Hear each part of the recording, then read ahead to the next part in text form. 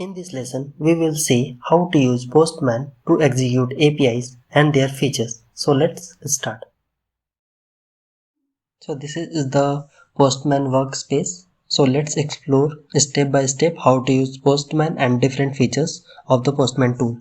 So here you can see this is where you can create a new request, collection or environment. This is import.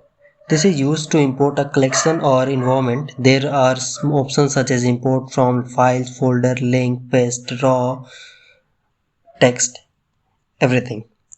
This is the history. Past requests that you have sent will be displayed in the history. This makes it easy to track action that you have done. Here you can create collections.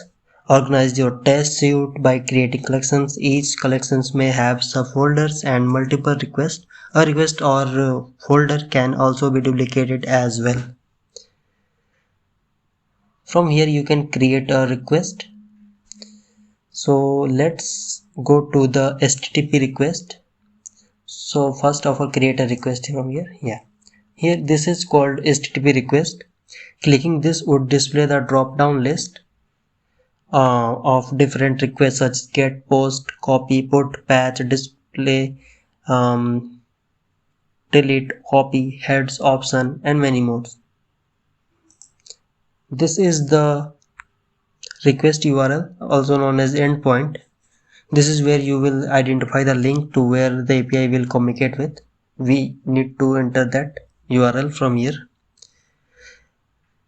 This is for sending the request, and this is for saving and sending, and we can also download.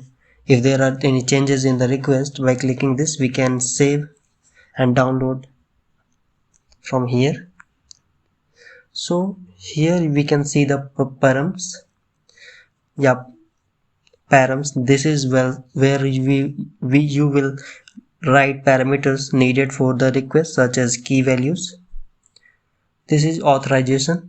In order to access API, proper authorization is needed. It may be in the form of username and password and token, etc.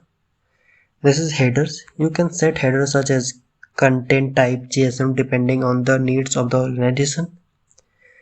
This is body. This is where one can customize details in the request, commonly used in post request. This is pre-request script.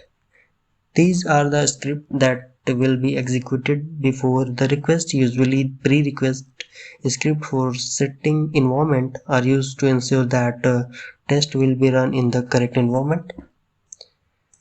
Tests. These are the script executed during the request. It is important to have tests as setup checkpoint to verify the response status is okay, retrieved data is as expected, and other test.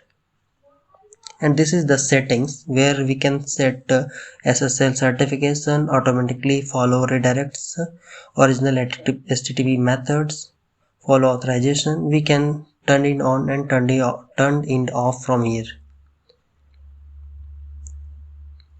So let's go to the next lesson where we will see about the GET request. Thank you.